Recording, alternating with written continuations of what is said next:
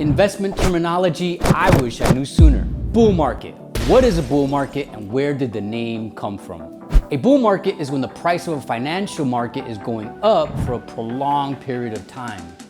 A bull market is often used to describe the stock market, but it's actually also applicable to other financial instruments such as bonds, real estate, crypto, and commodities. People call it a bull market because a bull thrusts its horns in an upward motion. The term actually derived from the once popular blood sport of bull and bear fighting, and yes, bull and bear fighting was the actual sport. Bull and bear fighting was brought to California and popularized by the Spanish conquistadors, but the sport itself is as old as ancient Roman times. The term bull came in opposition to the bears. In a bull market, there are ups and downs, but the general direction of the bull market is up.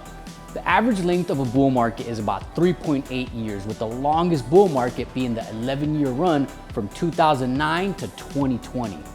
During a bull market, most investors make money because the average stock gains about 114%, which is the equivalent of a 1x or doubling your money.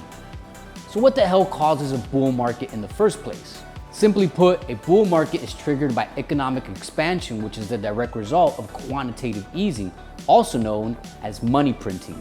And that leads into our next investment term I wish I knew earlier: quantitative easing, also known as QE.